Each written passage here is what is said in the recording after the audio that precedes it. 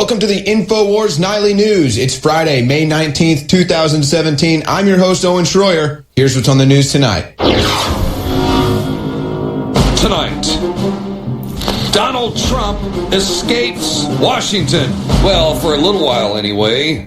The President and the First Lady have departed for a 9-day foreign tour, beginning in Saudi Arabia. Meanwhile, the liberal Democrats and the establishment right prepare for impeachment proceedings as the Russian-Trump conspiracy continues to be shoved down our throats by the global elite. Plus, what's really going on in Syria? Is the U.S. military there to fight ISIS, or is the end game a regime change? All that plus Anthony Weiner pleads guilty to sexting a teenage girl. That's up next on the Infowars Nightly News.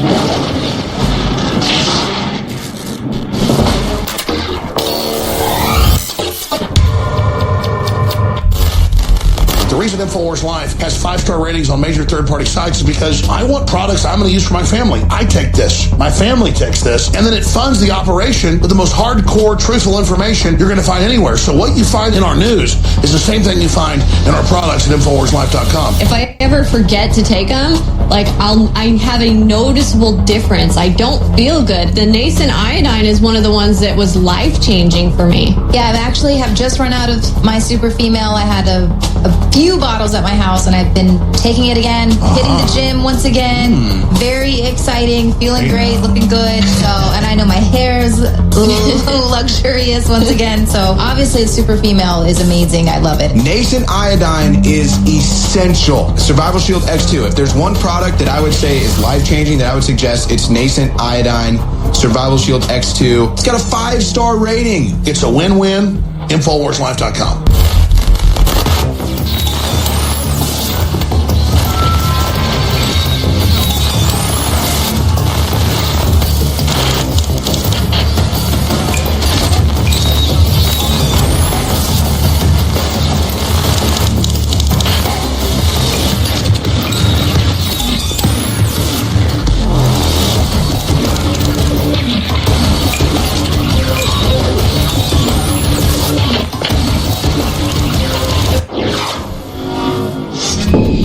So President Trump takes off for his first foreign trip, and it is set to be a doozy. He will be traveling to Saudi Arabia, Israel, Vatican City, Belgium, and Italy. The first, of course, which will be Saudi Arabia. Now, this stop obviously will be honoring the religion of Islam, Judaism, and Christianity. We'll see if they still want to say he's a homophobe or a religiphobe or anything like that, even though he's paying homage to all religions, as you can see with this trip. And he's going to be joined by the First Lady, Melania Trump, but then a little extended family as Ivanka and Jared Kushner will be joining him. I did not elect Ivanka Trump or Jared Kushner to be a part of the foreign policy negotiations. And there they can be seen. That's actually from today. The happy couple in this Game of Thrones getting ready to aboard Air Force One with the president. That's my daddy, says Melania. So Trump will be meeting with Pope Francis, and he will also be meeting with the Saudi king. And he's actually going to Saudi Arabia first. That's where they are first planning to go. And this is interesting because right now Trump has on the table a huge weapons deal to the Saudis. This is a weapons deal that I think is a bad deal. I don't know why we would be arming the Saudis. I don't know why we would be trusting them with these weapons in the region, trust that they won't continue to destroy Yemen or any other countries in that region. Nonetheless, I guess Trump looks at this as a business deal, and he thinks that this is going to make business strong and return money into the United States, maybe continue to help that stock market. Maybe he has some, or his family has some Lockheed Martin and Raytheon stock. I know they have Raytheon. I'm not positive about Lockheed Martin. But nonetheless, isn't that just great that Ivanka and Jared Kushner are joining the president on that trip? I did not. I was a bit soured by that. But this is what's really souring. Right after the president takes off, and I mean just moments, perfectly timed, or perhaps a coincidence, right after Air Force One takes off, the New York Times publishes this. Trump told Russians that firing nut job Comey eased pressure from investigation, folks. What, a minute, maybe 2 minutes before nut job was all over television, all over Twitter. Now, this is the interesting thing that you have to take from this story. Now, again, this is what I've been noticing them doing more and more of. It used to be you would get this every once in a while, but now it's just nonstop. The New York Times constantly cites, according to a document. Now, this is a quote, according to a document. I just fired the head of the FBI. He was crazy, a real nut job. Again, according to a document. It goes on, I'm not under any investigation. Now, this is interesting for 2 points. Well, 3, 4, maybe even 5. 1, somebody obviously leaked this. 2, the Democrats were calling Comey a nut job and saying he cost Hillary the election before any of this madness happened. Now they're on the opposite side. You've also got Trump having to defend himself because of this. And this is the key. They've backed Trump into a defensive position where he's constantly having to defend himself about some Russian collusion narrative that is obviously made up. So for them to continue to press this, whoever leaked this story is just putting Trump into a defensive position again, saying, oh, here he is again. He has to defend himself from this Russian collusion narrative, when all that is a psychological operation against Trump to provide credence to the false narrative that is he is colluding with Russia. So he really just needs to, I guess, try to bury it all together, but I guess that's what he was trying to do when firing Comey. But what do you think, folks? A coincidence that the New York Times publishes this story, obviously from a leak, right after President Trump takes off? If you think that that is a coincidence, I got a bridge to sell you underwater. But let's be perfectly honest. You want to talk about nut jobs? There was a nut job that happened in the Oval Office. It was actually Bill Clinton. Remember that? Let's go to this glorious tweet right here. The original nut job. Okay, we're just going to leave that one right there. Now, back to the news. Again, we already hit the New York Times, which is totally anti-Trump, but the Washington Post is on it as well. Russia probe reaches current White House official, people familiar with the case say. Again, this comes right after Air Force One launches.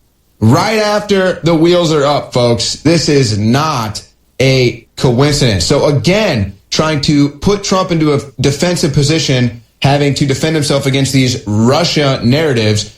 Now, here's the interesting thing. As I mentioned, that I'm getting more worried about these leaks. Not used to bother me as much, now really starting to worry me. Top Republicans worried Evan McMullin secretly taped conversations. Okay, so everybody's taping everything, everybody's spying, everybody's concerned about this. But why are people worried about Evan McMullin? Well, let's go back in time a little bit here. The Washington Post publishes a transcript of a conversation among GOP leaders, including Paul Ryan, that apparently alleges that a joke was made about Trump being paid by Putin. But you have to ask, okay, where are they getting this? Where are they getting this? Well, I guess leaked from Evan McMullin. But who knows the legitimacy of this transcript? I can't confirm it. Can you? We're supposed to trust the Washington Post. And then right after they publish that, they publish this. House Majority Leader to colleagues in 2016, I think Putin pays Trump. So you see how they feed their own narratives? You see how they feed their own talking points? This is a classic technique of the left, a classic technique of the Democrats. And we'll see what happens when Trump gets back and identifies and perhaps even fires some of these leakers that are leaking these stories out while he is in the air. They're complaining about Trump having a back channel with Putin. Oh, leakers say that Trump was trying to make a back channel with Putin. No kidding. Really? You don't think Trump wants to have a back channel with Putin so that all the people spying on him, like the Obama administration and all these other leakers, can't get those details out to the deep state and the press? Shocking Trump wanted a back channel. But let's go more on the Russia narrative. Apparently there was a secret meeting today. There were some members of our government that were there, including one, Elijah Cummings. You know, Elijah Cummings, I think, has done some good things in his past. He's done some strange things in his past. I think more than anything, though, he is just really confused right now and just being tugged around by all this fake news. This is Elijah Cummings after a meeting today regarding the Russia narrative and collusion with Trump.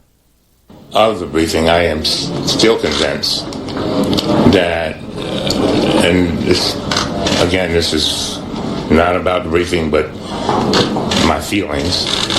Because there are three parts to this very significant moment in American history. Did you hear what he just said?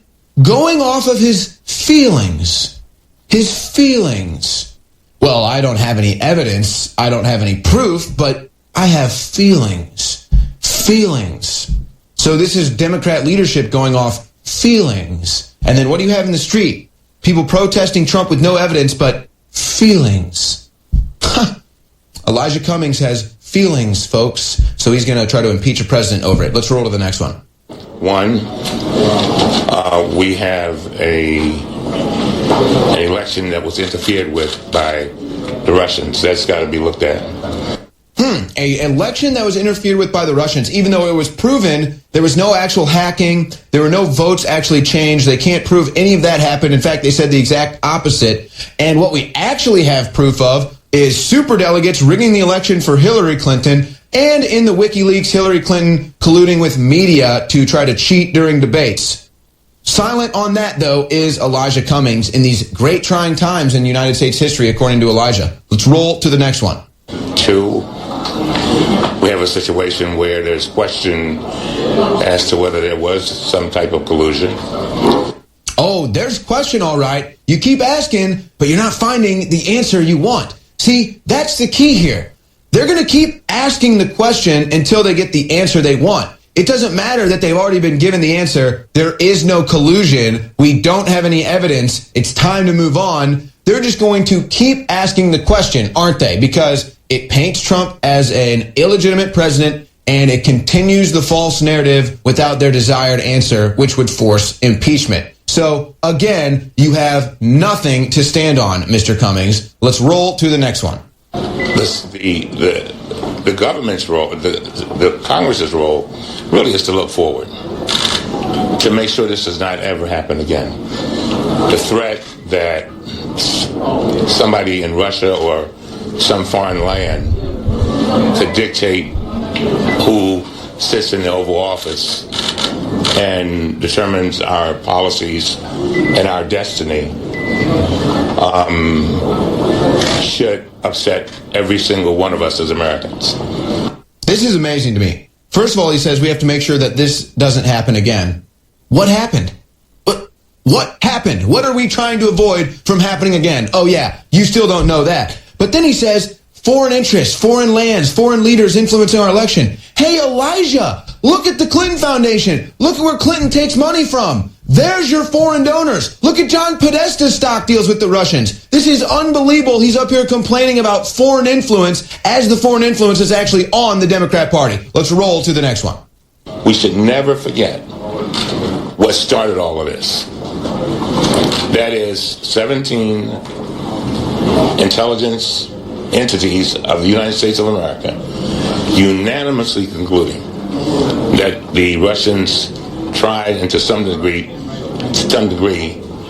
interfered with our elections.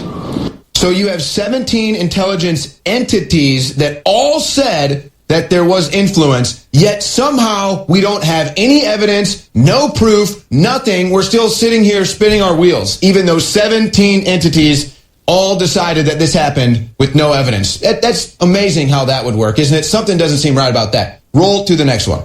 Keep in mind, the Russians are looking forward to interfering in more elections. Oh. They just did it apparently in France. No. Okay, so the Russians are now interfering in every election, and if an undesired globalist result doesn't, or if the desired globalist result doesn't happen, then it's Russia's fault. That's nice. They've painted that narrative for the future. Roll to the next one. Hopefully now we can move forward. The American people wants us to do things for them, and it's their turn. It's their turn to have us do some things for them. That's right. So quit wasting our time, our money, and our resources on this witch hunt of a Russia collusion with Trump narrative. You want to do something for the people? Do something for the veterans. Do something for the American people that are homeless in the streets. That's what you can do for the American people, but Elijah Cummings doesn't understand that. He wants to spin his wheels about Russia. Roll to the next one. Mr. Issa was just here talking all about it, Congressman. Oh, he did? Okay. Well. Whatever he said. What did he say? These times are so important. This Russia thing is so important. It's so important. Oh, yeah, but then he's just going to crack a joke about it and everybody's going to have a laugh. It must be real dire straits that we're really concerned about Russia as you're cracking jokes about Russia. Give me a break. Roll to the next one. If there is any moment that the press in our country's history has a major role, it is this moment. This is your moment. You have got to put it out there so people can understand what is going on. I have said it before, and I'll say it again. This is about the fight for the soul of our democracy. We cannot afford to lose this one. Amazing. Elijah Cummings says that. Again, this is how out of touch with reality he is. We couldn't have afforded to lose this election to Hillary Clinton, Elijah, and we didn't. Thank God. But now he talks about the media and how important it is for them to get this out there. Get what out there? Again, we've been at this for over half a year, and there's still nothing. There have been multiple people have looked into this and have found nothing. But this is a very important time. He says it's up to the media to put this out there, even though the people that they would look to be putting out the evidence have provided nothing for them to put out there. This shows you the state of the Democrats and of this Russia narrative. It has nothing. They have nothing. They are empty vassals. They have no free thought. They have no discernment. They just have false narratives and talking points that spin their wheels all day long. And then people like Elijah Cummings apparently are satisfied with that being his day as a member of our government, but then wants to do something for the people. Now, look, here's why we can't have people like Hillary Clinton in Elijah Cummings. Anthony Weiner pleads guilty to sexting teen girl, okay? Now, the whole thing, I have a sickness, not an excuse. That's a whole thing that we'll see mainstream media run with. But look, let's just go through a line of events here, or a line of people. Anthony Weiner sends sex to a 15-year-old girl that we know of. That's it. Okay, he's guilty of that. He's married to Huma Abedin. Huma Abedin, an assistant to who? Hillary Clinton. Boy, it just goes on. Hillary Clinton married to Bill Clinton, who's had multiple rape settlements, who's married to Jeffrey Epstein. Pedophile island. Interesting. Also, Hillary Clinton has an affiliation with the Awan brothers and Laura Silsby, who's been caught trafficking children. Wow. Wow. Elijah Cummings says that it's up to America to make sure we get this one right when we already got it right by not electing Hillary Clinton. It's ridiculous that Hillary Clinton can associate with these people and get away with it. But she's not getting away with it anymore, folks, because Hillary Clinton is being protested by Haitians outside of a speech at New York City College, okay? You know why Haitians are protesting Hillary Clinton? Because the Clinton Foundation robbed the country of Haiti blind. And they would have robbed this republic blind, too, and shut us down in the process if we didn't get the election right in 2016. So thank God we did, Elijah Cummings.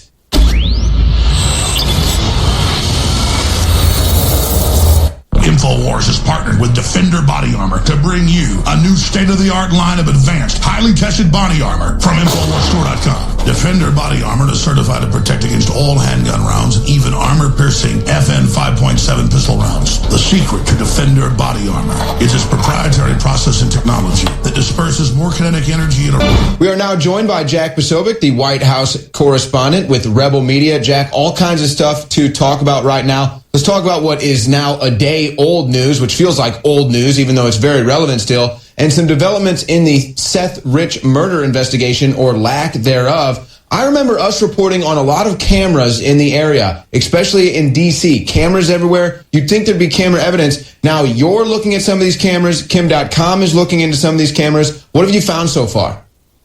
Yeah, I've actually been in communication with Kim, talking about this stuff. We're going through, and I'm actually going to be taking a few days next week and traveling to these businesses, going and talking to these owners in person. We're going to do it on footage for Rebel Media, and we're going to find out if they specifically had information on these cameras or if that information was turned over to the DC police. I actually spoke to the lead detective earlier this morning and turned over the entire list of cameras to him. And it was interesting because some of them sounded like they hadn't been on their list whatsoever. He basically said to me that, okay, I can't comment on, investigations, but I wanted to make sure that they had that evidence. And if there was any evidence out there of what happened, that we could at least get some kind of sense of it. Because even if it was a grainy footage, we could tell so much from that. And I don't want to speculate, but you could tell so much: number of people, size, appearance, whether they had a vehicle or not. There's so much you could tell from just a basic CCTV footage. And believe me, living in DC, there are cameras literally everywhere. So the idea that even with so many businesses around, that nobody has any footage of this whatsoever, very surprising to me.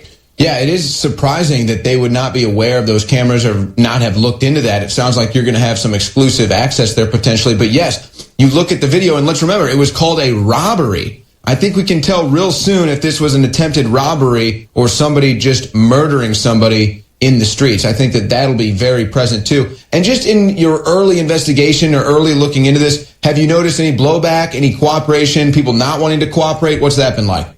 Very much so. You go to a lot of these places and they say, I don't want to talk, I don't want to get involved with this. You get a lot of shut doors in your face. And it's interesting from that. I very specifically, we want to talk to the Lou's Bar, the bar that Seth Rich was in the night before he died. We want to find out, okay, was he drinking? How much is he drinking? Why did he attempt to walk home when he lives over an hour from there? And Uber is all over D.C. The bartender there did give a few statements originally to the media, but right now he's not talking. He's not getting involved with anybody. We also did find out, though, that the same guy, the owner of the bar, did visit the White House a few days before this whole thing would happen. So the murder took place on the night of July 9th. This guy was in the White House on July 6th. Got pictures on his Facebook about that we had found. And so it was very interesting. Would love to ask him why. Was it just a tour? What was going on there?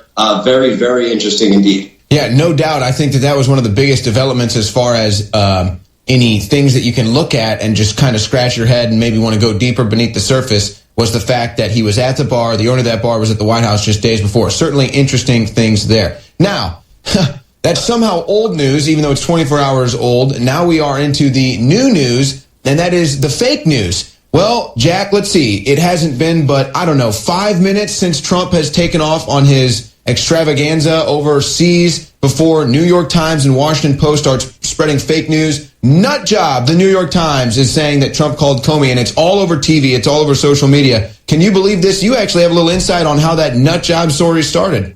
I do. So actually, it's funny you mentioned. I was standing with next to the president and the first lady as they boarded Marine One today. I was in the Rose Garden to see them off.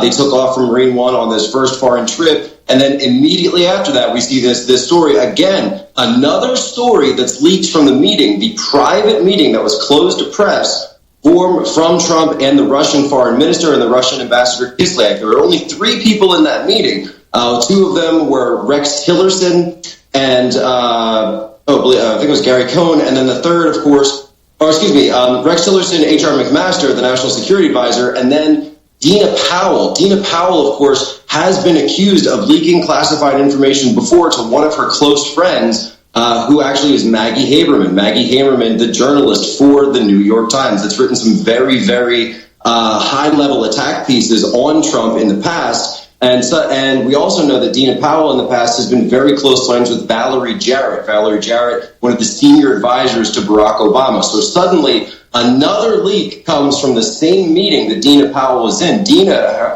herself saw her at the White House on Tuesday, but she's actually been absent from the White House for the past several days, leading to a lot of people wondering if there's some connection between this Russian leak, again, another Russian leak regarding this quote-unquote nut job, and of course knowing Trump's verbosity, and the fact that the press communications department for the White House isn't really disputing the fact that Trump called Comey a nut job. Certainly sounds like something he would say, but the fact that information made its way to the New York Times when the meeting itself was closed to Trump's senior staff is very, very interesting, and I think that's the real story here. Well, it's amazing. I myself didn't take these leaks too seriously. Even when Drudge started pushing it, the leaks becoming a serious issue, I was still kind of like, well, he's going to have leaks. He's going to have people that go to the press. This kind of always happens. But then it just happens more and more and more, and you start to realize he doesn't even have an inner circle that he can trust now. That everything is leaking. He's just on a totally sinking ship, and apparently this is going to lead to some shakeups coming, and I'm curious. I wonder, and I don't know if you know anything about this. I don't think anybody except Donald Trump could know anything about this. What sort of leaks or intelligence he might be putting out intentionally to find the holes. But these holes might be leading to shakeups. What do you know about that? Definitely. So I know for a fact that Dina Powell is one of the people who's been accused of leaking. One of the people in the past who was accused of leaking was Katie Walsh. Katie Walsh was the chief of staff to Reince Priebus. She was since fired from the White House. She's now moved over sort of to the campaign side. There's also a big shakeup in the works, and that being Sean Spicer. Sean Spicer, the press secretary for the president, reportedly unhappy with his performance, doesn't like how Sean really kind of takes a more defensive tone, and they've been interviewing for replacements. They interviewed Kimberly Guilfoyle of Fox 5, and I actually got the scoop on this, like an exclusive report that Laura Ingraham, the talk show host, was at the White House today for an interview with Reince Priebus. Yeah, and you've been documenting on Twitter how Sean Spicer has kind of looked pretty down in the dumps. I think it was even you that described him as ghostly looking one day after a meeting with Trump. His body language has been very different. Yeah, absolutely. And he actually, I think he only gave one press conference this whole week, one or two at that. So the fact that he's been very down, he gave one press conference, but actually refused to allow it to be on camera. So I wasn't really sure what the deal with that was. And just has not been looking himself, has not been looking, his normal. He usually comes out, he's got a pretty good attitude, he's got a smirk on his face, he gets great ratings when he does that sort of back and forth with the press. But for whatever reason this week, he lost that pep in his step when he came out, was looking ashen, was definitely looking like he had either just had a bad meeting, got bad news. And we actually heard on Monday, you could hear from the press. So where I sit in the press room, it's and I got to explain this to people. The White House, the West Wing, is so incredibly small. It's so incredibly small. So the building, it's the size of like a large restaurant, to put it that way. So we can hear stuff that goes on in Spicer's office, and there was a huge argument going on between him, Steve Bannon, and it sounded like Sarah Huckabee Sanders on Monday. That's interesting. And Sarah Huckabee Sanders was somebody that I thought did a knockout job when she took over. Nothing against Spicer there. But I'm just curious, with Trump taking off, you're in there with all the media hawks. Have the media hawks been swarming and swirling with Trump taking off? Are they itching for more leaks, itching for more fake news to be brought out? They want to go after him. They think that since he's gone, Pence, Kellyanne Conway, and Steve Bannon are really the ones sort of managing the shop with Trump in air. Now, of course, he does, the Air Force One is basically the flying mobile Oval Office. So he certainly is in full communication with staff and has a lot of his press staff with him. But they are definitely looking to make sure that he doesn't get any good press out of his trip. He's expected to go over and sign agreements with Saudi Arabia, with Israel, with the Vatican. But they're looking to overshadow all of that with these, essentially, these gotcha headlines. So we call James Comey a nut job. I don't think that anybody finds that really surprising. But then they come out. Yeah, I think Maxine Waters said something similar. Yeah, exactly. And then we saw with Harvard University, of all people, put out the study today that 93% of mainstream media footage coverage of Trump has been negative. So the bias is clear. They're doing everything they can to make it look like his accomplishments aren't happening and highlight these really basic sort of nothing issues as if it's a big deal. That's Jack Posobiec, the White House correspondent from Rebel Media, covering everything from Seth Rich to White House leaks to fake news. And it all happens in 24 hours. Thanks, Jack. Thanks so much.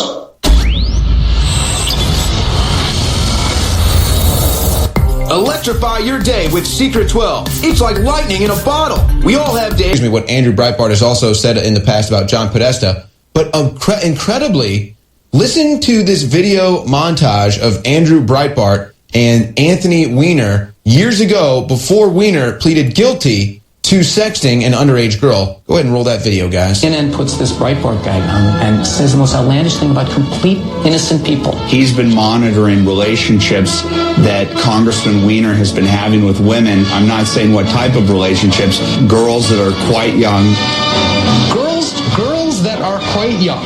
What Andrew Breitbart was insinuating about him with young girls and stuff is outrageous. And frankly, it's too bad that he got to say that stuff on CNN. This person who's been so discredited so many times, is such a serial manipulator of the media, is allowed to just come on and spout off like that. You want to do the briefing? Do you want to do the briefing, sir? From your Twitter account, Sir. a nude photograph was sent to a college student. Sir.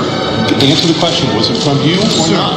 I'm going to have to ask that we follow some rules here. And one of them is going to be U.S. questions. I do the answers. That seem reasonable? I'd love to get an answer. That would be reasonable, right? You do the questions. That would be reasonable. You do the questions. I do the answers, and this jackass interrupts me. How about that as the rule of the game? And I knew it, and I knew it, and I knew it, and I knew it at that moment. I was like, okay, Andrew Breitbart. We're home free, and I called people up. I go, we're good.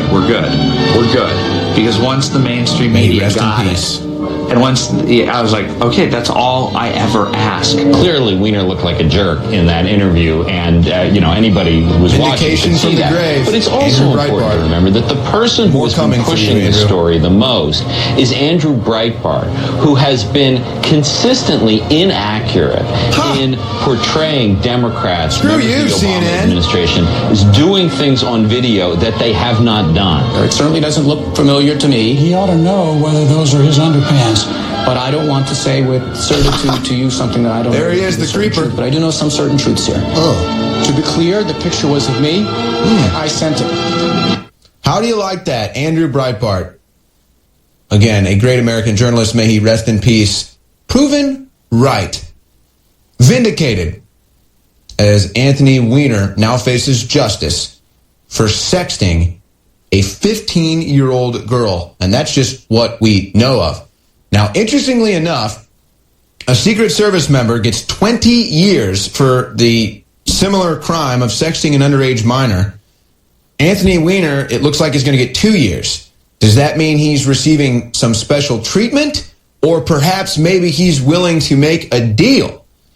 So that'll be something interesting that we pay attention to at Infowars.com. But you know what? I just want to take this moment to not just call out the entire CNN broadcasting crap news network as a whole organization for being wrong entirely and trying to make fun of Breitbart for that. But I'd like to specifically mention Chris Hayes. How does it feel, Chris Hayes? I'd like for Chris Hayes to go have to watch that video, and I'd like him to crack an egg on his own face, because that's what he did. He's got a lot of egg on his face, doesn't he? Trying to smear and discredit Andrew Breitbart for his brave and truly breaking journalism. How do you like that, Chris Hayes? Chris Hayes, a total cuck member of the media, a total wuss who would be kicked out of the sandbox by a 2-year-old. Okay? So how does it feel, Chris Hayes? Andrew Breitbart is vindicated, and you tried to discredit and smear his character, but guess what? He was right. Now you have egg on your face, Chris Hayes. You are the fake news. You are the coward. Now, thanks to fake news and Democrats, you have a bunch of people out there, the group think, the herd think, the hive think, thinking that it's time for Donald Trump to be impeached. Oh, with all of this evidence we have of none. So Millie Weaver took to the streets to find out exactly what people are thinking about the impeachment of President Donald Trump. Have you heard some of the talk of impeaching Trump, and what do you think about it? I have heard some of the talks. He should be impeached because he's trash. He's terrible. He does not represent a diverse America. He doesn't have our best interests at heart. He doesn't know what he's doing. And he looks like an orange and blue.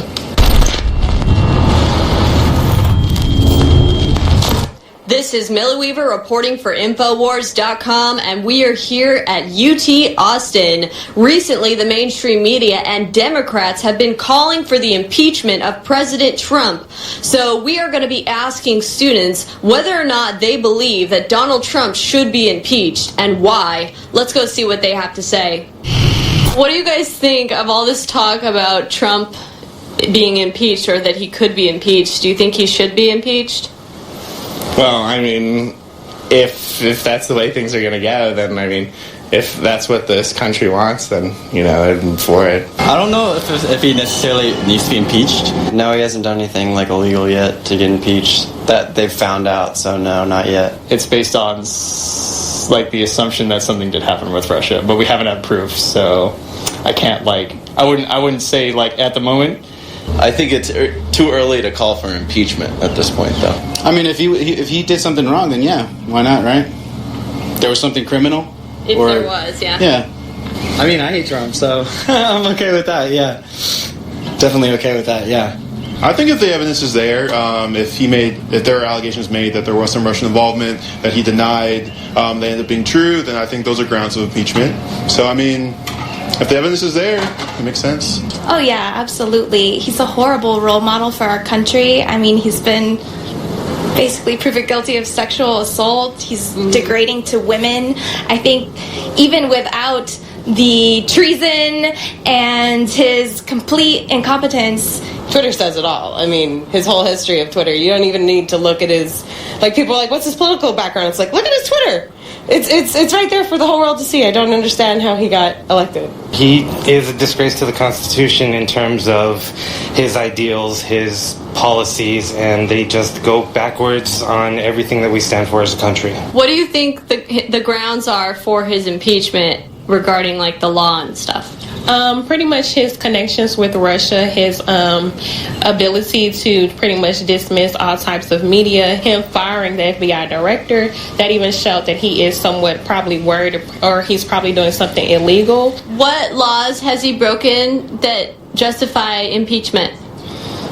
The laws has he broken? I'm not one to say, but the investigators are the ones who are going to do that. His letter to Comey before his firing to ask him to cease and desist his investigations on him. Do you think that maybe we should have some evidence or solid evidence of actual Russian interference prior to impeachment?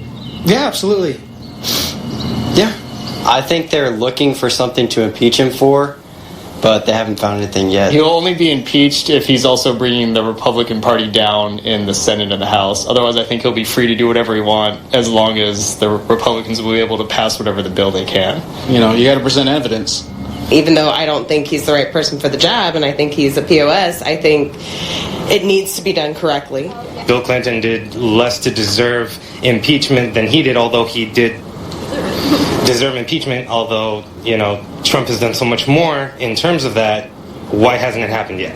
You think that people are wanting to impeach him because they didn't want him there in the first place? I think some of that, yeah, some people that's part of it, yeah. Do you think that they're kind of looking for an excuse to impeach him? Sure, yeah. I believe so. Anything that runs for grounds for impeachment, yeah. So overall, do you think that based on what you know, do you think Trump should be impeached? I couldn't say yes or no. I haven't seen the evidence, but from my point of view, I'd say I guess it's innocent until proven guilty, so no at this point. No, I guess he is trying to do a good thing and, to help the country because, what president would want to? I think that I'm really happy that we're having a really healthy dialogue about our opinions. Well, at least the people that we spoke to that wanted impeachment proceedings put on Trump acknowledged the importance of due process and that you have to be proven guilty of a crime prior to being punished for it. So just remember, liberals, you impeach Trump, you get Mike Pence. This is Millie Weaver reporting for Infowars.com.